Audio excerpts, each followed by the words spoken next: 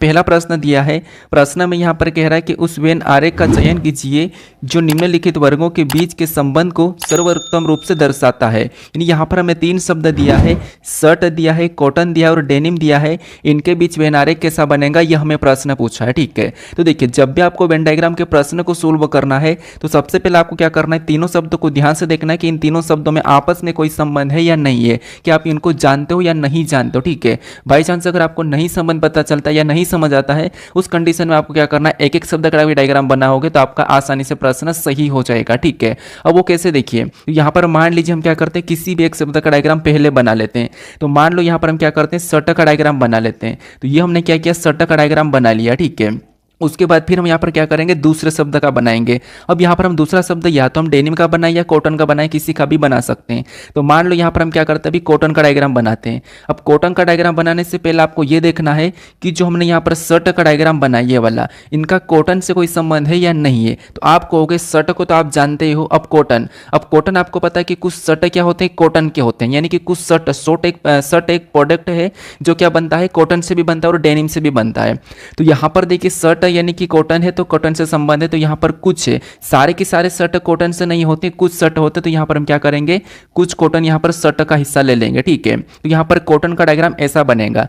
उसके बाद फिर हम यहाँ पर क्या करेंगे, तीसरे शब्द भाग बनाएंगे जो कि हमें यहाँ पर दिया डेनिम। अब डेनिम का डायग्राम बनाने से भी पहले हम ये देखेंगे कि जो हमने यहाँ पर शर्ट और कॉटन का दोनों का डायग्राम बना लिया, कि इनका डेनिम से कोई संबंध है या नहीं है। तो आप कहोगे यहाँ पर डेनिम से शर्ट का संबंध है, क्योंकि कुछ शर्ट डेनिम के बनते हैं और कुछ शर्ट नहीं। तो इसीलिए डेनिम और शर्ट का तो संबंध है, लेकिन यहाँ पर कॉटन और यहाँ पर डेनिम का कोई भी संबंध नहीं है। ठीक है, ये दोनों की दोनों अलग है। तो यहाँ पर डेनिम का डायग्राम कैसा बनेगा, यहाँ पर शर्ट का भी कुछ हिस्सा लेके कुछ इस प्रकार का बनेगा। तो डायग्राम हमारा कैसा बनेगा, कुछ इस टाइप से बनेगा। तो ऑप्शन में देखेंगे ये वाला डायग्राम कहाँ पर है, तो ऑप्शन नंबर यहाँ पर देखिए डी में दिया है। तो ऑप्शन नंबर डी हमारा यहाँ पर सही जवाब हो जाएगा। ठीक है, अब कुछ स्टूडेंट में यहाँ पर डाउट आ रहा हो कि डायग्राम तो ऐसा भी बन सकता है, यहाँ पर कुछ कुछ वाला हिस्सा। तो फिर यहाँ पर ऐसा होता है कि सभी के सभी कॉमन में आ जाता है, और कॉमन में यहाँ पर जो कॉटन और डेनिम है इनका वास्तव में कोई भी संबंध नहीं है। तो ऐसा वाला डायग्राम नहीं बनेगा। ठीक है, अब चलिए हम बढ़ते हैं प्रश्न 2 पे। अब 2 नंबर का प्रश्न दिया है। प्रश्न में यहाँ पर कह रहा है कि नीचे दी गई आकृति में कितने त्रिभुज से, यानी कि त्रिभुज की संख्या ज्ञात करें। मतलब यहाँ पर हमें 3 आकृति दी है और तीनों आकृति में कितने त्रिभुज है, ये हमें बताना है। हालांकि आपको पता है हम सिंगल में प्रश्न बनते, लेकिन मैंने यहाँ पर तीनों ऐड कर दिया ताकि आप त्रिभुज के प्रश्न कभी भी गलत ना करो। ठीक है, तो यहाँ पर देखिए सबसे पहले आपको पता होगा कि त्रिभुज कैसा होता है। तो त्रिभुज कुछ इस टाइप से होता है। ये हमारा एक सिंगल त्रिभुज है। ठीक है, ये क्या है, सिंगल त्रिभुज है। अब देखिए यहाँ पर हमें कुछ इनमें लाइन खींची हुई मिले, तो यहाँ पर एक ट्रिक लगती है, वो ट्रिक मैं आपको बता रहा हूं कैसे। देखिए जैसे ये तो हमारे पास सिंगल त्रिभुज है, लेकिन अगर हमारे पास यहाँ पर एक लाइन बीच में आ जाती तो हम क्या करते हैं, यहाँ पर फिर एक तो बड़ा वाला है, फिर एक ये वाला, एक ये वाला, ऐसे हम क्या करते हैं, इन 3 करके ना इसमें 3 बताते हैं। हालांकि अगर एक एक गिनेंगे तो ऐसे नॉर्मल में तो गिन सकते हैं, लेकिन बड़े आ जाते तो हम नहीं गिन पाते हैं। तो उस कंडीशन में आपको यहाँ पर क्या करना, मैं एक तरीका बता रहा हूँ। ठीक है, आपको बस कॉलम में संख्या लिखना है, फिर क्या करना, उन संख्या को जोड़ देना है। कैसे, देखिए जैसे ये पहली आकृति, ठीक है, यहाँ पर कॉलम में लिखेंगे तो ये हमारा पहला कॉलम, ये हमारा दूसरा कॉलम। ठीक है, और इन दोनों को प्लस करेंगे तो आपको पता है यहाँ पर कितने हो जाएंगे, 3 हो जाएंगे। इधर भी सेम तरीके से यहाँ पर लिखेंगे तो ये हमारा पहला कॉलम, ये हमारा दूसरा कॉलम, ये हमारा तीसरा कॉलम। इन सभी को जोड़ेंगे तो 1 और 2 3, 3 और 3 6 हो जाएंगे। तो यहाँ पर कितने आए, 6 आए। ठीक है, सेम तरीके से यहाँ पर लिखेंगे तो ये हमारा पहला कॉलम, ये हमारा दूसरा कॉलम, उसके बाद ये हमारा तीसरा कॉलम, ये हमारा चौथा कॉलम, ये हमारा 5वां कॉलम। यहाँ पर भी सभी को जोड़ेंगे तो 1 और 2 3, 3 और 3 6, 6 4 10 और 10 और 5 15। यहाँ पर कितना हो रहा था, आपको हो गया यहाँ पर 15 हो रहा है। मतलब यहाँ पर हमने आकृति में क्या करा, कॉलम में संख्या लिखा और सभी को जोड़ा, तो यहाँ पर इनके त्रिभुज निकल गए। ठीक है, तो इस वाली आकृति में कितने 3 है, इस वाली में कितने 6, इस वाले में कितने 15 है। तो ऐसी आकृति मिले तो आपको क्या करना है, इस तरीके से गिनना है। ठीक है, इसमें बड़ी वाली भी मिलेगी तो आपको वो भी इसी तरीके से गिनना है। इसमें कुछ टाइप भी आते हैं, जिसे आपको बता देता हूं। जैसे यहाँ से एक और लाइन खींची हुई रहती है, तो वो भी मैं आपको अगले प्रैक्टिस सेट में बता दूंगा। ठीक है, तो यहाँ पर हम देखेंगे ऑप्शन में 3 6 15, 3 6 15 ऑप्शन में देखेंगे तो ऑप्शन नंबर बी में दिया है। तो ऑप्शन नंबर बी हमारा यहाँ पर सही जवाब हो जाएगा। ठीक है, ये हमारा पहला प्रैक्टिस सेट है, तो थोड़ा सा अच्छे से समझने की कोशिश करना, क्योंकि आपको पता है थोड़ा थोड़ा सा लेवल बढ़ेगा धीरे धीरे से हर प्रैक्टिस सेट में। जैसे जैसा लेवल बढ़ेगा तो वहाँ पर आपको आसानी से समझ में आना चाहिए। अब चलिए हम बढ़ते हैं प्रश्न 3 पे। अब 3 नंबर का प्रश्न प्रश्न दिया है। प्रश्न में यहाँ पर कह रहा है कि दी गई आकृति में वर्गों की संख्या ज्ञात करें। अब देखिए आपको त्रिभुज पूछ सकता है, वर्ग पूछ सकता है, आयत पूछ सकता है, वृत्त पूछ सकता है, तो यहाँ पर मैं सारे के सारे ऐड कर दिया हूँ, ठीक है, क्योंकि प्रश्न कहाँ से भी बनेगा आप आसानी से कर लोगे। इनके भी टाइप होते हैं, इनके भी टफ क्वेश्चन होते हैं, वो भी मैं आपको करवा दूंगा, हालांकि आज मैं आपको सरल करवा रहा हूँ। तो यहाँ पर आपको बताना कि इस आकृति में कितने वर्गों की संख्या है। तो यहाँ पर देखिए, जैसे यहाँ पर भी आपको क्या करना है, एक ही ट्रिक लगाना। जैसे आपको पता होगा कि जैसे ये हमारे पास एक वर्ग है, ठीक है, ये हमारे पास एक वर्ग है। अगर हम इनमें एक और लाइन खींच देते तो यहाँ पर ऐसा खींचेंगे तो यहाँ पर भी 1 2 3 4 फिर एक बड़ा वाला 5, यानी यहाँ पर 5 वर्ग है। ये तो आप एक एक गिनोगे तो आसानी से बता दो, लेकिन ऐसी बड़ी वाली आकृति मिले और इससे भी बड़ी मिल जाए, उस कंडीशन में आप नहीं बता पाओगे। इसलिए मैं आपको यहाँ पर भी एक तरीका बताऊंगा, ठीक है। क्या करना, जैसे हमने अभी त्रिभुज में कॉलम में संख्या लिखा था, वैसे की वैसे यहाँ पर भी क्या करना है, कॉलम में संख्या लिखना। कैसे, देखिए, जैसे इधर से देखेंगे तो ये हमारा पहला कॉलम है, इधर से देखेंगे तो ये हमारा दूसरा कॉलम है और ये हमारा तीसरा कॉलम है। ये 3 कॉलम है, ठीक है। हमने यहाँ पर इस साइड से देखा, इस साइड से, ठीक है। अब देखिए, अब इस साइड से नीचे की ओर से देखेंगे तो ये हमारा पहला कॉलम है, यहाँ से देखेंगे तो ये हमारा दूसरा कॉलम है और ये हमारा तीसरा कॉलम है। हमने इधर से भी जितने भी कॉलम है वैसा लिख लिया, ठीक है। ऐसा लिखने के बाद फिर आपको यहाँ पर क्या करना है, लास्ट से लास्ट वाले के साथ गुणा करना है, ठीक है। ये वर्ग में याद रखना क्या करना है, लास्ट से लास्ट वाले के साथ गुणा करना। जैसे यहाँ पर इस 3 से क्या करेंगे, इस 3 के साथ गुणा करेंगे, तो 3 का 3 के साथ गुणा करेंगे तो यहाँ पर कितने हो जाएंगे, मैं डायरेक्ट लिखता हूँ 3 3 9। उसके बाद और आपको यहाँ पर क्या करना है, इसके बाद इधर 2 है, इधर 2, तो इनका भी गुणा करेंगे लास्ट से लास्ट वाला, तो 2 दूना 4 हो जाएंगे। कितना हो जाएंगे, 2 दूना 4। इधर भी गुणा करेंगे तो यहाँ पर इसका आपस में गुणा करेंगे तो 1 1 कम 1, कितना हो जाएगा, 1 1 कम मतलब 1 ही होगा। अब गुणा करने पर जो संख्या आती है उनको क्या करना, सभी को प्लस कर देना है। तो इन सभी को जोड़ेंगे तो यहाँ पर 9 4 13 1 14 हो जाएगा। यहाँ पर कितना हो जाएगा, 14 हो जाएगा। तो ऑप्शन में देखिए 14 कहाँ पर है, तो ऑप्शन नंबर सी में दिया है, तो ऑप्शन नंबर सी हमारा यहाँ पर सही जवाब मिल जाएगा, ठीक है। तो जब आपको ऐसी आकृति मिले और वर्ग पूछे तो आपको क्या करना है, कॉलम में संख्या लिखना और लास्ट से लास्ट वाली के साथ गुणा कर देना, ठीक है। अब चलिए हम बढ़ते प्रश्न 4 पे। अब 4 नंबर का प्रश्न दिया है। अब यहाँ पर आपको बताना है कि आयतों की संख्या कितनी है। प्रश्न करें कि दी गई आकृति में आयतों की संख्या ज्ञात करें। मतलब अब आपको ये वाली आकृति दी और इसमें आपको आयत बताना है। तो आयत में भी आपको मैं सेम तरीका बताऊंगा, बस थोड़ा सा जोड़ने का तरीका अलग हो जाएगा, ठीक है। यहाँ पर भी आपको क्या करना है, जैसे हमने अभी वर्ग में क्या किया था, वर्ग में हमने कॉलम में संख्या लिखा था, त्रिभुज में भी कॉलम में संख्या लिखा था। त्रिभुज में क्या करते हैं, हम सभी को जोड़ देते हैं, और वर्ग में क्या करते हैं, हम लास्ट से लास्ट वाली के साथ गुणा करते हैं। अब आयत में क्या करना है, तो यहाँ पर समझिए, आयत में भी कॉलम में संख्या लिखेंगे, ये हमारा पहला कॉलम, ये हमारा दूसरा कॉलम, ये हमारा तीसरा कॉलम। इधर से लिखेंगे तो ये हमारा पहला कॉलम, ये हमारा दूसरा कॉलम, ये हमारा तीसरा कॉलम, ठीक है। ये हमने यहाँ पर भी कॉलम में संख्या लिखी। अब यहाँ पर आपको क्या करना है, कॉलम में संख्या लिखने के बाद अब आपको जो संख्या आपने कॉलम में लिखी, इन संख्या को भी आपस में जोड़ना है, ना कि आपको आपस में गुणा करना है। इनको क्या करना है, आपको आपस में जोड़ देना। जैसे इनको सभी को जोड़ेंगे तो इधर से जोड़ेंगे तो कितने हो जाएंगे, तो 1 और 2 3, 3 और 3 6। यहाँ पर कितने हो रहे हैं, 6 हो रहे हैं। इधर भी जोड़ेंगे तो यहाँ पर कितने हो रहे हैं, तो यहाँ पर 1 और 2 3, 3 और 3 6। यहाँ पर भी कितने हो रहे हैं, 6। अब जब दोनों तरफ से जोड़ने पर हमारे पास जो संख्या आती है उनको फिर आपस में गुणा करना है, ठीक है। बस इतना याद रखना। हमने क्या किया, यहाँ पर प्लस किया था, क्या किया था, यहाँ पर प्लस किया है, और वर्ग में हम क्या करते हैं, लास्ट से लास्ट वाली के साथ गुणा कर देते हैं। अब जो हमने यहाँ पर जोड़ने पर जो संख्या है उनको क्या करना है, उनको आपस में गुणा कर देना। जैसे इधर से 6 आया तो हमने ले लिया, इधर से भी 6 आया तो उसको भी ले लिया। इनका आपस में गुणा करेंगे तो यहाँ पर कितने हो जाएंगे, 36 हो जाएंगे। तो इस वाली आकृति में कितने आयतों की संख्या होगी, 36 होगी। तो ऑप्शन में देखेंगे 36, तो ऑप्शन नंबर डी में दिया है, तो ऑप्शन नंबर डी हमारा यहाँ पर सही जवाब हो जाएगा, ठीक है। तो आपको आयत में क्या करना है, सभी को जोड़ के फिर उनको आपस में गुणा कर देना, ठीक है। तो ये 3 चीजें याद रखना। अब चलिए हम बढ़ते प्रश्न 5 पे। अब 5 नंबर का प्रश्न दिया। अब आपको देखिए, मैंने त्रिभुज बता दिया, वर्ग बता दिया, उसके बाद मैंने आयत भी बता दिया। अब आपको वृत्त का भी पूछ सकता है, ठीक है। तो यहाँ पर प्रश्न करा कि दिए गए चित्र में वृत्तों की संख्या बताइए। मतलब इस आकृति में वृत्तों की संख्या कितनी है ये आपको बताना। हालांकि प्रश्न सरल है, लेकिन फिर भी आपको कोशिश करना है कि अपनी ओर से प्रश्न को सुलभ करना, ठीक है। जैसे वृत्त मतलब वृत्त कुछ इस प्रकार का होता है, ठीक है। इसकी संख्या यहाँ पर कितनी इन गोल की ये बताना, ठीक है। एक प्रश्न आपको पता है ऐसा भी बनता है कि अधिवृत्तों की संख्या बताइए। अधिवृत्त, अधिवृत्त का मतलब होता है कि आधा वृत्त, ठीक है। वो भी मैं आपको अगले प्रैक्टिस सेट में ऐड करके बता दूंगा, क्योंकि प्रश्न एक भी नहीं छूटना चाहिए, ठीक है। अब देखिए, यहाँ पर हम देखेंगे कि वृत्त की संख्या कितनी है। तो आपको होगा यहाँ पर हमें वृत्त की संख्या दिखाई दे रही है, एक हमारा ये बड़ा वाला, एक ये दिखाई दे रहा है। इधर से देखेंगे तो एक ये दिखाई दे रहा है, एक हमारा एक ये दिखाई दे रहा है। मतलब मैं यहाँ पर सीरियल नंबर लिख देता हूँ, एक ये, फिर ये हमारा दूसरा है, ये हमारा तीसरा है, इधर से देखेंगे तो ये हमारा चौथा, एक यहाँ से ये देखेंगे तो ये हमारा पांचवा है। ठीक है, मतलब टोटल हमारे पास यहाँ पर 5 दिखाई दे रहे हैं मोटे मोटे, और 5 ही है। तो यहाँ पर व्रतों की संख्या कितनी है? 5 है। तो ऑप्शन में देखेंगे 5 कहाँ पर है, तो ऑप्शन नंबर डी में दिया है। तो ऑप्शन नंबर डी हमारा यहाँ पर सही जवाब हो रहा है। ठीक है, अब देखिए यहाँ पर मैं आपको धीरे धीरे से प्रश्न को समझाने की कोशिश कर रहा हूँ, तो वीडियो थोड़ा सा लंबा भी हो सकता है। तो कोशिश करना कि हर प्रश्न को समझे, क्योंकि पहले प्रैक्टिस सेट में मेरा ये रहता है कि मैं हर किसी प्रश्न को कैसे सोल्व करना ये समझाने की कोशिश करता हूँ। ठीक है, अब चलिए हम बढ़ते हैं प्रश्न 6 पे। अब 6 नंबर का प्रश्न दिया है। अब प्रश्न में यहाँ पर क्या कह रहा है? प्रश्न ये कह रहा है कि उस विकल्प का चयन करें जो तीसरे पद से उसी प्रकार संबंधित है जिस प्रकार दूसरा पद पहले पद से संबंधित है और छठा पद पांचवें पद से संबंधित है।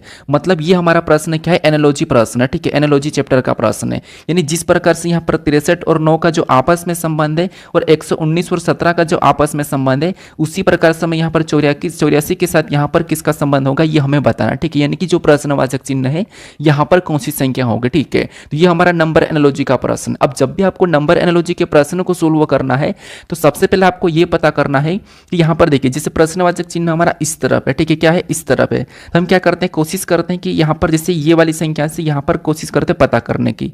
तो इस 63 से 9 कैसे लिखा है और यहाँ पर 119 से 17 कैसे लिखा है, ये हम सबसे पहले कोशिश करते हैं पता करने की। ठीक है, तो अगर आप यहाँ पर आसानी से देखोगे तो आपके मन में ये आ रहा होगा कि जैसे यहाँ पर 9 लिखा, अगर हम यहाँ पर 63 को आपस में जोड़ देते हैं तो यहाँ पर 6 और 3 कितना हो जाएंगे? 9 हो जाएंगे। सेम तरीके से इसको भी आपस में प्लस करेंगे तो यहाँ पर 1 और 1 2, 2 और 9 कितने होंगे? 11। लेकिन यहाँ पर क्या लिखा है? 17 लिखा, मतलब ये वाला लॉजिक नहीं लग रहा है। ठीक है, क्योंकि वैसे तो हमें यहाँ पर दिख रहा है 9, लेकिन यहाँ पर 11 होना था, लेकिन यहाँ पर 17 लिखा है, तो ये लॉजिक नहीं लग रहा है। तो अब हम क्या कर सकते हैं? अब हम यहाँ पर देखिए, मैंने एक तरीका हर प्रैक्टिस सेट में बताता हूँ कि आपको यहाँ पर क्या करना है, छोटी संख्या से बड़ी संख्या का पता करना है। वो कैसे? देखिए, जिससे हम यहाँ पर ये पता करेंगे कि इस 17 से यहाँ पर 119 कैसे लिखा है। तो आप कहोगे इस 17 से 119, यानी हम 17 का पहाड़ा बोलते तो यहाँ पर क्या होता है? 17 17 119 होता है। कितना होता है? जैसे 9 7 कितना होता था? आप कहोगे 9 7 63 होता है, तो यहाँ पर भी 7 गुना हो रहा है। यहाँ पर क्या हो रहा है? तो यहाँ पर भी 7 गुना हुआ है। इधर भी 17 17 कितना होते हैं? 119 होते हैं, तो यहाँ पर भी 7 गुना हो रहा है। कितना हो रहा है? 7 गुना। तो यहाँ पर हमें सिंपल सा लॉजिक दिख रहा है कि हमें यहाँ पर 7 गुना करके ये वाली संख्या लाए। ठीक है, हमने क्या करा? यहाँ पर 7 गुना का लॉजिक देखा। तो यहाँ पर हम देखेंगे जो हमारे पास 84 लिखा, तो ये 84 यहाँ पर किस संख्या का हम 7 गुना करेंगे कि यहाँ पर 84 आ जाएगा। तो 4 का हम 7 गुना करेंगे तो नहीं होगा, 8 का भी 7 गुना नहीं होता है, 16 का भी 7 गुना 84 नहीं होता है। यानी यहाँ पर हम 12 को रख देंगे तो 12 7 कितना हो जाएंगे? तो आपको 12 7 84 हो जाएंगे। तो यहाँ पर जो प्रश्नवाचक चिन्ह यहाँ पर क्या होगा? 12 होगा।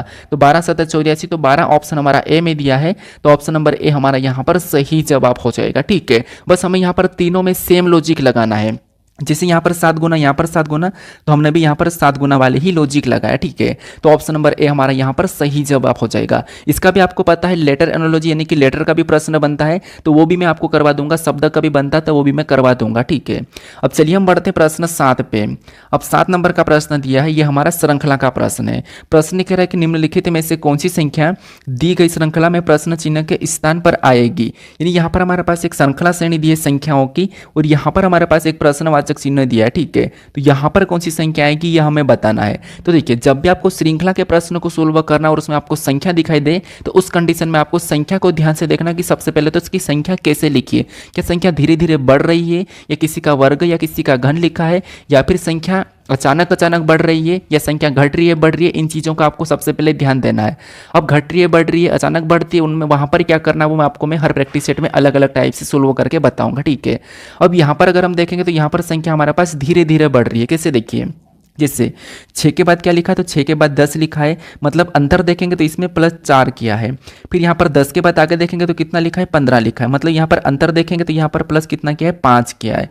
फिर यहाँ पर 15 के पास देखेंगे 21 को, तो 15 से 21 लिखा, मतलब अंतर देखेंगे तो यहाँ पर +6 किया है। अब ये जो प्रश्न मैं यहाँ पर करवा रहा हूँ, ये प्रश्न कभी सीपीओ या एसएससी जीडी या दिल्ली पुलिस इनमें पूछे गए प्रश्न है। ठीक है, मैंने यहाँ पर डेट नहीं डाली है, लेकिन ये प्रश्न सभी की सभी लगभग प्रश्न पूछे ही गए प्रश्न है। ठीक है, तो आप ये मत करना कि हमें तो बहुत सरल लगा है। हाँ, सरल लगेगा, हालांकि प्रश्न पूछे गए हैं और मैं यहाँ पर टाइप वाइज ला रहा हूँ, तो थोड़ा सा पहला दूसरा तीसरा प्रैक्टिस सेट आपको सरल लग सकता है। ठीक है, बाकी धीरे धीरे प्रैक्टिस सेट बढ़ते हैं, वैसे वैसे लेवल भी बढ़ता है, क्योंकि वही प्रश्न करवाना अच्छा नहीं है। क्यों करवाना? क्योंकि मैं वही टाइप अगर रोज करवाऊंगा तो क्या मतलब। इसीलिए मैं चाहता हूँ कि हर प्रैक्टिस सेट में आपको एक यूनिक टाइप मिले, एक नेक्स्ट टाइप मिले, ताकि आप कभी भी एग्जाम में बैठो और वहाँ पर आपको कुछ अलग ना लगे। क्योंकि आप जहाँ पर जितनी टाइप से प्रश्न को सोल्व कर लोगे उसी में से एक टाइप आपको वहाँ पर देखने को मिल जाएगी, ठीक है। तो आप इन प्रैक्टिस सेट को थोड़ा सा कंटिन्यू देखने की कोशिश करें। कभी कभी कुछ प्रॉब्लम के कारण क्या होता है कि मैं किसी दिन प्रैक्टिस सेट नहीं दे पाता हूँ। जैसे मैंने न्यू रीजनिंग प्रैक्टिस सेट शुरू किया था, उसमें मेरे पास थोड़ी सी बहुत ज़्यादा कंडीशन आ गई थी। उस कंडीशन में मैंने 7-8 दिन का गैप भी दिया था, ठीक है। तो कोई बात नहीं, लेकिन अभी ऐसा नहीं होगा, क्योंकि आपको पता है दिल्ली पुलिस से आपके पास, उसके बाद CPO CHSL GD भी आने वाली है, और दिल्ली पुलिस में तो 3-3 वैकेंसी हेड कांस्टेबल ड्राइवर की। तो मैं यहाँ पर आपको अभी कंटिन्यू ही दूंगा, ठीक है। तो हमने यहाँ पर अंतर देखा 4, 5, 6। अब यहाँ पर अगर हम देखेंगे 4 का अंतर, 5 का अंतर, 6 का अंतर, तो अगला इस हिसाब से कि यहाँ पर किसका अंतर होना चाहिए, तो आपको हो गया +7 का अंतर होना चाहिए, +7। तो 21 में जब हम 7 को प्लस करेंगे तो यहाँ पर क्या होना चाहिए, 28 होना चाहिए। और अगला भी हम यहाँ पर 36 लाएंगे तो क्या करेंगे, इस अंतर के हिसाब से चलेंगे तो यहाँ पर 7, मतलब यहाँ पर +8 होना चाहिए। तो 36 में 8 को जोड़े, सॉरी 28 में 8 को जोड़ेंगे तो 36 हो जाएंगे, ठीक है। और यहाँ पर अगला 9 का अंतर होना चाहिए, तो यहाँ पर 36 में 9 को जोड़ देंगे तो 45 हो जाएंगे, वो भी यहाँ पर है।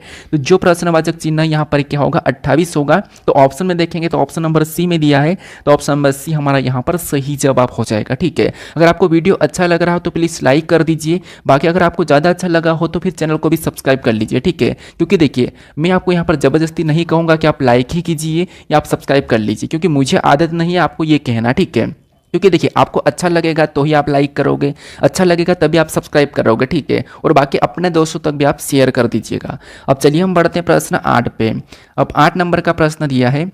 प्रश्न क्या कह रहा है, प्रश्न कह रहा है कि यदि दर्पण को नीचे दिखाए गए अनुसार MN पर रखा जाए तो दी गई आकृति के सही दर्पण प्रतिबिंब का चयन कीजिए। अब यहाँ पर हमारे पास कुछ लेटर है, ठीक है। यहाँ पर हमारे पास कुछ लेटर है और इन लेटरों को MN रेखा पर रखने पर इनका प्रतिबिंब इस साइड कैसा बनेगा ये हमें बताना, ठीक है। देखिए, इसका एक प्रश्न आपको 100% एग्जाम में देखने को मिलता है और इन प्रश्नों में आपको सेकेंडों में सोल्व कर लेना चाहिए। कैसे, आपको हमेशा क्या करना है, इनका प्रतिबिंब किधर बनेगा, तो इस साइड बनेगा। एक बात याद रखना, किधर बनेगा, इस साइड बनेगा। अगर रेखा कुछ इस टाइप से होती है, ठीक है, और यहाँ पर कुछ लेटर लिखे होते हैं तो इनका प्रतिबिंब फिर नीचे की ओर बनता है। अब रेखा हमारी इस प्रकार की है तो इनका प्रतिबिंब कैसा बनेगा, इस साइड ऐसा बनेगा, ठीक है। और इसमें भी सबसे पहले किसका बनेगा, तो जो पास में रहेगा उसका सबसे पहले प्रतिबिंब बनेगा।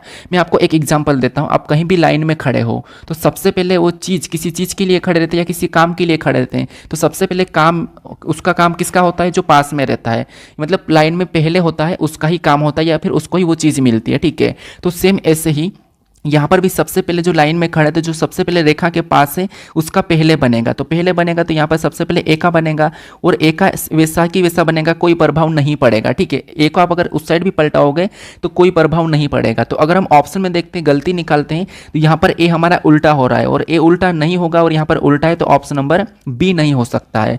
फिर हम यहाँ पर क्या करेंगे, अगला देखेंगे 7 को। देखिए, वैसे तो आप यहाँ पर बिना पेन उठाए कर लोगे, लेकिन मैं आपको सिखाने की कोशिश कर रहा हूँ। फिर यहाँ पर 7 का बनेगा और 7 का कैसा बनेगा, कुछ इस टाइप से बनेगा। अगर हम ऑप्शन में देखेंगे तो यहाँ पर 7 नीचे की ओर झुका है और नीचे की ओर 7 नहीं झुकेगा, मतलब नहीं पलटेगा, तो यहाँ पर भी गलती है, तो इसे भी हम हटा देते हैं, ठीक है। अब हमारे पास बचे ऑप्शन 2। अब यहाँ पर किसका बनेगा, तो अब हमारा यहाँ पर G का बनेगा। अब G का कैसा बनेगा, तो G का हमारा कुछ इस टाइप से बनेगा, ठीक है। कैसा बनेगा, इस टाइप से। अगर हम ऑप्शन में देखेंगे तो यहाँ पर G हमारा उस टाइप से पलटा हुआ नहीं है, यहाँ पर G कैसा बनेगा, कुछ इस टाइप से बनेगा, तो यहाँ पर है, तो ये वाली भी हमने गलती निकाली है, ठीक है। उसके बाद यहाँ पर हमारे पास I का बनेगा, तो I का पता है आपको, वैसा ही बनेगा। यहाँ पर I भी हमारा नीचे की ओर झुका है, ये भी हमारा नीचे की ओर झुका, वैसे हमने पहले गलती निकाल दी। तो हमने यहाँ पर गलती निकाल के हमने तीनों ऑप्शन को एलिमिनेट कर दिया, केवल हमारे पास एक ऑप्शन बचा है, तो यही वाला हमारा यहाँ पर सही जवाब हो जाएगा, ठीक है।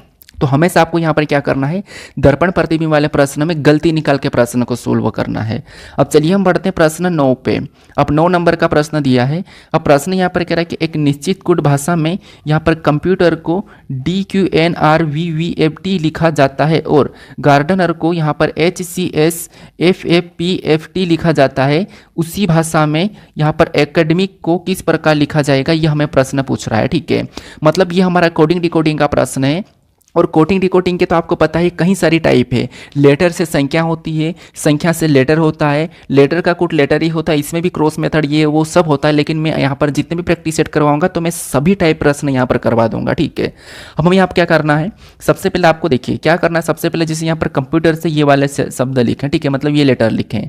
और यहाँ पर गार्डनर से यहाँ पर देखिए, गार्डनर से यहाँ पर क्या लिखा है, ये वाले लेटर लिखा है। और एकेडमिक से आपको यहाँ पर फिर बताना, ठीक है। तो सबसे पहले आपको यहाँ पर ये पता करना कि कंप्यूटर से ये कैसे लिखा है।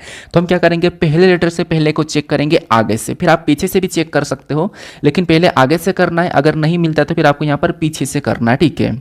तो देखिए जैसे यहाँ पर देखेंगे सी से डी मतलब आप कहोगे सी डी, यहाँ पर सी से यहाँ पर डी लिखा मतलब इसमें क्या हो रहा है, तो आप कहोगे इसमें +1 किया है, मतलब +1 किया है, ठीक है। फिर यहाँ पर ओ से क्यू को देखेंगे तो ओ हमारे ABCD में 15 पे, ये 17 पे, मतलब इसमें +2 किया, क्या किया है, +2। फिर एम से एन को देखेंगे, एम से एन को देखेंगे तो इसमें वापस से +1 हो रहा है, MN, आप कहोगे MN। फिर यहाँ पर पी से आर को देखेंगे तो पी 16 पे, आर 18 पे, मतलब इसमें वापस से ABCD में +2 कर दिया है, पी 16 पे 18 पे तो और 18 पे तो +2 कर दिया है। फिर यहाँ पर यू से वी को देखेंगे तो UV मतलब +1 हो रहा है, यहाँ पर क्या हो रहा है, +1 UV।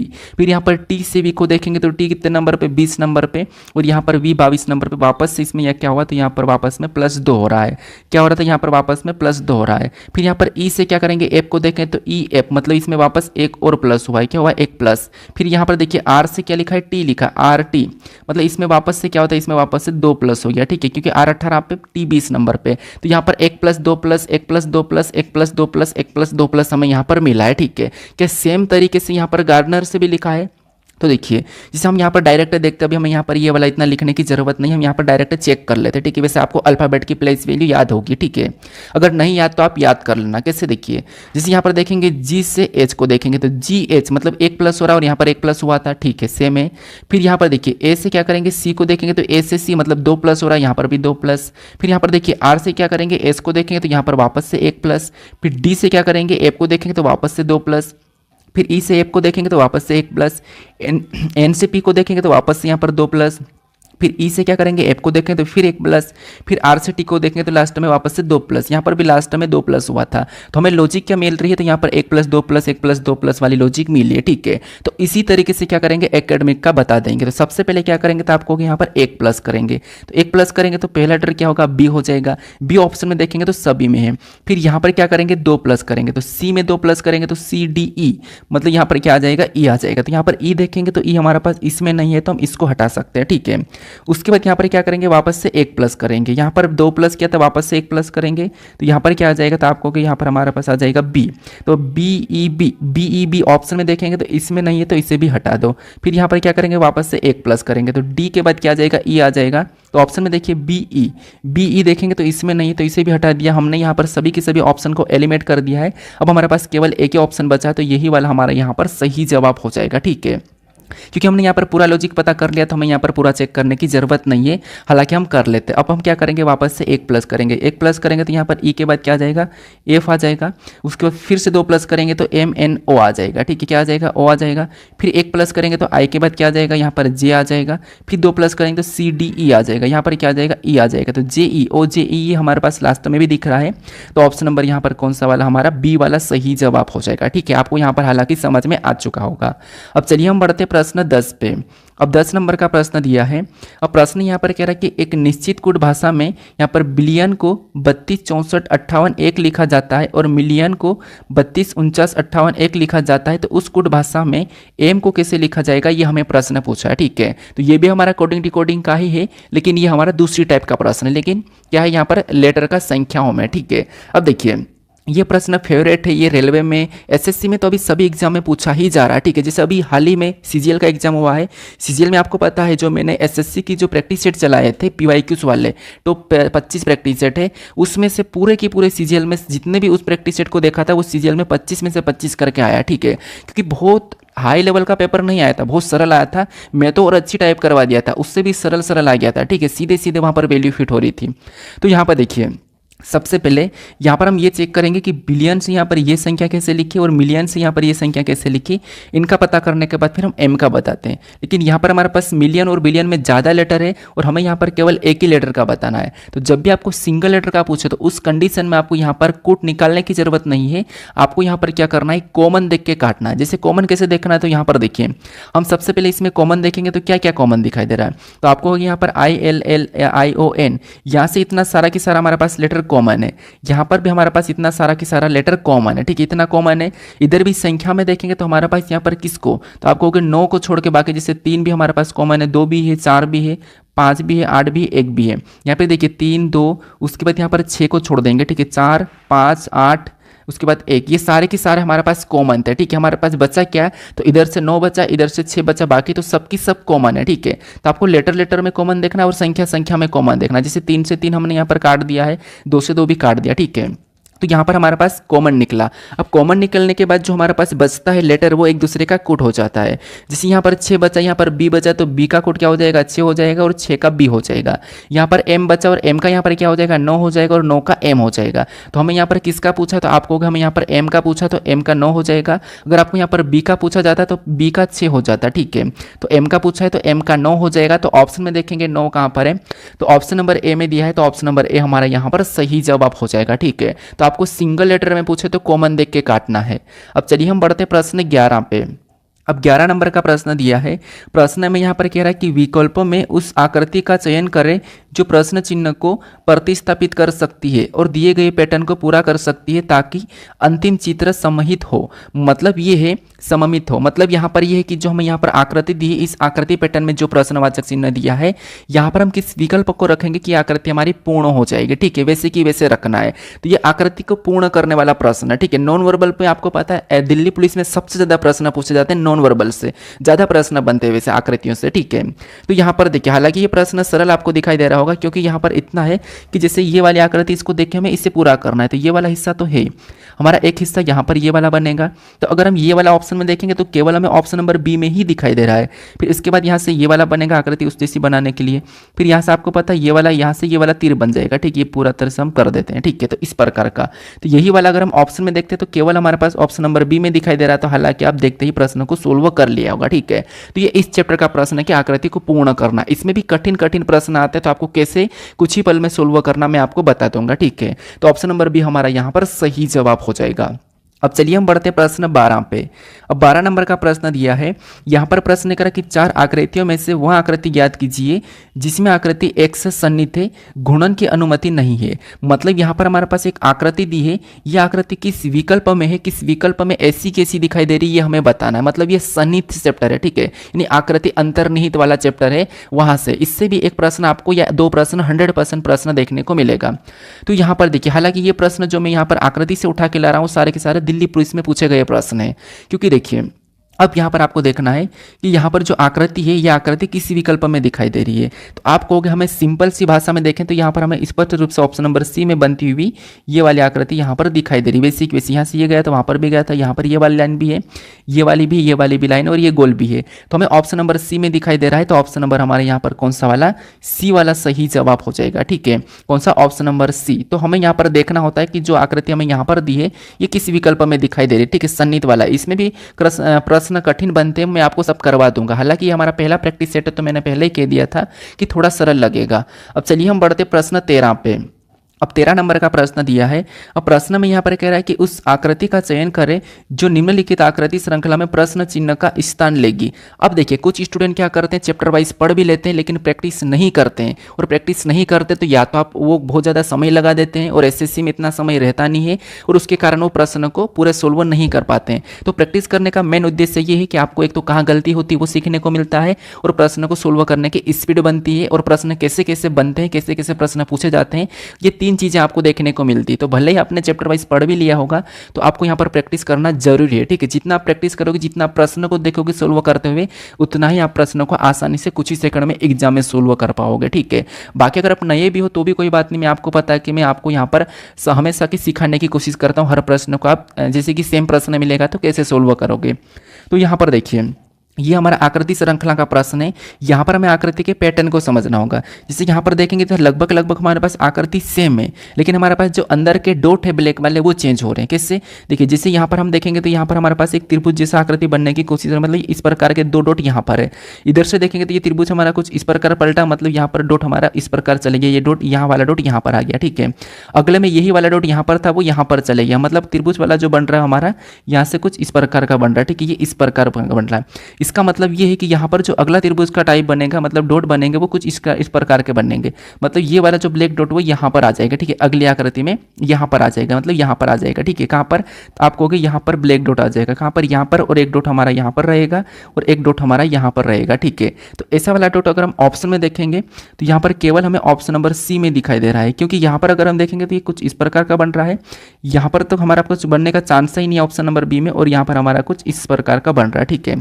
तो इस प्रकार का फिर अगला देखिए, अगला वाला आपको पता है नीचे की ओर झुकेगा, तो यहाँ पर ये वाला बनता हुआ दिखाई दे रहा है अगला हमारा प्रॉपर इसके रूप से। तो हमारा यहाँ पर जो प्रश्नवाचक चिन्ह है वहाँ पर ये वाला मैच हो रहा है, तो ऑप्शन नंबर सी हमारा यहाँ पर सही जवाब हो जाएगा, ठीक है। अगर आप देखिए प्रैक्टिस नहीं करोगे तो ऐसे प्रश्न को भी काफ़ी ज़्यादा समय लगा दोगे, लेकिन मैंने आपको यहाँ पर त्रिभुज का एग्जाम्पल देके आसानी से समझा दिया। तो ऑप्शन नंबर सी हमारा यहाँ पर सही जवाब हो जाएगा। अब चलिए हम बढ़ते हैं प्रश्न 14 पे। अब 14 नंबर का प्रश्न दिया है। प्रश्न में यहाँ पर कह रहा है कि वह विकल्प चुनिए जो ऐसे अक्षरों का प्रतिनिधित्व करता है जो जिन्हें नीचे रिक्त स्थानों में क्रमानुसार बाएं से दाएं रखने पर ही अक्षर श्रृंखला पूरी होगी, ठीक है। मतलब ये हमारा सीरीज का ही प्रश्न है, और ये प्रश्न भी आपको पता है हर शिफ्ट में देखने को मिलता है। यहाँ पर कुछ रिक्त स्थान दिए, इन रिक्त स्थानों पर हम किन लेटर को रखेंगे कि रिक्त स्थान हमारा पूर्ण हो जाएगा, मतलब श्रृंखला पूर्ण हो जाएगी, ये हमें प्रश्न पूछा है। तो सबसे पहला तरीका तो ये कि आपको सभी को गिन लेना है रिक्त स्थान सहित ऐसे प्रश्न को सोल्व करने के लिए। कैसे देखिए, यहाँ पर गिनेंगे तो 1 2 3 4 5 6 7 8 9 10 11 12 13 14 15 16 17 18 19 20, यहाँ पर टोटल हमारे पास कितने 20। तो या तो हम यहाँ पर 5-5 में कट कर सकते हैं, या फिर हम यहाँ पर क्या करेंगे 4-4 में। तो मान लो यहाँ पर हम क्या करते हैं 5-5 में इसको अलग कर लेते हैं। तो ये हमने 5 में करा, 1 2 3 4, यहाँ से भी हमने 5 में कर लिया, ठीक है। अब हम यहाँ पर क्या करेंगे जोड़े बनाएंगे। अब जोड़े कैसे बनाएंगे, तो यहाँ पर देखिए हमने जोड़े बना लिए, सॉरी हमने कट कर लिया। अब यहाँ पर हम लेटर को भरेंगे। जैसे सबसे पहला लेटर देखेंगे तो यहाँ पर सी है, यहाँ पर कुछ नहीं है, यहाँ पर कुछ नहीं, यहाँ पर सी है, ठीक है। और यहाँ पर ए, इसमें प्लस भी होता है, वो टाइप में मैं करवाऊंगा आपको, लेकिन यहाँ पर तो हमारे पास रिपीटेड लेटर है। कैसे देखिए, जैसे यहाँ पर सी के बाद ए दिखाई दे रहा है और ए से पहले सी दिखाई दे रहा है, मतलब यहाँ पर ए है, यहाँ पर ए है, तो यहाँ पर भी ए होना चाहिए। इसमें दूसरे नंबर पे ए है, तो इसका मतलब ये है कि यहाँ पर भी ए होना चाहिए। तो दूसरे नंबर पे ए, यहाँ पर ए, यहाँ पर यहाँ पर भी है, इसका मतलब यहाँ पर सी है, तो यहाँ पर भी सी होना चाहिए, यहाँ पर भी सी होना चाहिए। तो सी सी ए सी ए सी ए सी ए तो हमें सभी में दिख रहा है, ठीक है। अब देखिए सभी में सी ए बन गया। उसके बाद ए के बाद यहाँ पर एस से, यहाँ पर भी ए के बाद एस है, तो इसका मतलब ये कि यहाँ पर भी एस होना चाहिए, और यहाँ पर भी ए के बाद एस ही होना चाहिए। तो यहाँ पर देखिए सी ए एस डी, यहाँ पर भी एस के बाद देखिए यहाँ पर भी एस ए एस, यहाँ पर भी ए एस। अब एस के बाद यहाँ पर देखेंगे तो डी है, यहाँ पर एस के बाद डी है, यहाँ पर भी एस के बाद डी है, इसका मतलब ये है कि यहाँ पर भी डी होना चाहिए इसके बाद। तो यहाँ पर देखिए एक हमारे 2 जोड़े कंप्लीट हो चुके हैं। कैसे देखिए C A S D F, C A S D F, यहाँ पर भी सी ए एस डी, यहाँ पर एफ रख देंगे तो एफ हो जाएगा क्योंकि इसके हिसाब से, और यहाँ पर भी एफ आ जाएगा, ठीक है। तो हमारे पास यहाँ पर जो जोड़े बने हैं वो हमारे रिपीटेड लेटर वाले हैं और समान जोड़े बनना चाहिए, तो समान बने हैं। यहाँ पर देखेंगे सी ए एस डी एफ, यहाँ पर भी सी ए एस डी एफ, यहाँ पर भी सी ए एस डी एफ, यहाँ पर भी सी ए एस डी एफ। तो हमारे पास यहाँ पर सारे की सारे जोड़े समान बने हैं। यहाँ पर क्या होता है कि हर जोड़े में प्लस भी होता है, माइनस भी होता है, तो वो भी मैं आपको बता दूंगा, वो भी टाइप में यहाँ पर लेके आऊँगा। कभी कभी इसके प्रश्न भी कठिन बनते हैं, वो कैसे बनते हैं मैं करवा दूंगा, ठीक है। तो यहाँ पर हमने कौन कौन से लेटर को भरा वो देखेंगे। तो सबसे पहले हमने यहाँ पर ए को भरा, फिर हमने यहाँ पर एस को भरा, फिर हमने सी को भरा, सी के बाद हमने यहाँ पर डी को भरा, डी के बाद सी को भरा, फिर हमने एफ को भरा, फिर हमने एस को भरा, और लास्ट में हमने एफ को भरा। तो ये ऑप्शन में चेक कीजिए कहाँ पर है, तो A S C D C, A S C D C, F S F option number यहाँ पर देखिए डी में मैच हो रहा है, तो ऑप्शन नंबर डी हमारा यहाँ पर सही जवाब हो जाएगा, ठीक है। तो आपको जोड़े वाले को ऑप्शन में नहीं ढूंढना है, आपने कौन कौन से लेटर को भर के श्रृंखला को पूर्ण किया है वो आपको ऑप्शन में देखना है, ठीक है। अब चलिए हम बढ़ते प्रश्न 15 पे। अब 15 नंबर का प्रश्न दिया है। अब प्रश्न यहाँ पर हमें कथन दिया है और यहाँ पर हमारे उनके 2 निष्कर्ष दिया है, ठीक है। सबसे इंपॉर्टेंट प्रश्न है, इसका भी एक प्रश्न आपको देखने को जरूर मिलेगा, ठीक है। तो सबसे पहले देखिए यहाँ पर आपको कथन को सत्य मानना है, कथन को समझना है। कथन को हम यहाँ पर डायग्राम के माध्यम से समझेंगे, यानी अगर मैं यहाँ पर एक सिंपल सा एग्जाम्पल दूँ तो कथन को आपके पिता के समान मानना है और निष्कर्ष को पिता के दुश्मन के समान। बस मैं ये समझाने के लिए एग्जाम्पल दिया हूँ, आप रियल में मत लेना, ठीक है। तो यहाँ पर देखिए जैसे हमने यहाँ पर कथन को सत्य मानेंगे, यानी कि कथन जो कहा है उसका सुनना है।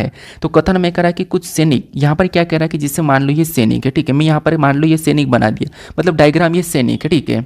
अब इसका कहना है कि कुछ सैनिक, क्या कह रहा है कि कुछ सैनिक अधिकारी है, ये कह रहा है कि कुछ सैनिक अधिकारी है। इसका मतलब क्या, ये तो पूरे के पूरे सैनिक है, ठीक है। यहाँ पर ये पूरे के ऊपर मैं एस लिख देता हूँ, मतलब ये पूरे के पूरे क्या है सैनिक है। इसका मतलब सैनिक समझ जाना, ये सैनिक है।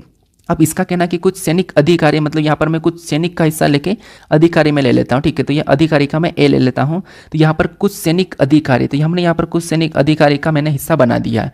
अब दूसरा कथन क्या कह रहा है, दूसरा में यहाँ पर कह रहा है कि कुछ अधिकारी, अब जो ये कुछ अधिकारी है ये क्या है, तो कुछ अधिकारी हमारे पास यहाँ पर नागरिक है। इसका कहना है कि अब कुछ अधिकारी नागरिक है, तो यहाँ पर कुछ अधिकारी नागरिक है का है, तो यहाँ पर हम सैनिक को नहीं लेंगे, यहाँ पर हम कुछ अधिकारी के हिस्से को लेंगे। यहाँ पर हम क्या करेंगे, कुछ अधिकारी के हिस्से को लेंगे। तो कुछ अधिकारी क्या है, तो नागरिक है, तो यहाँ पर हम एन लगा देते हैं, एन का मतलब नागरिक।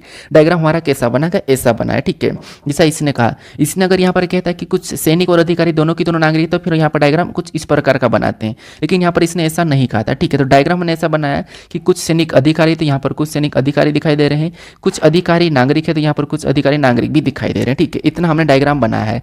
अब यहाँ पर इसके बारे में निष्कर्ष से क्या कह रहा है, हमें ये देखना है कि सही कह रहा है या गलत कह रहा है।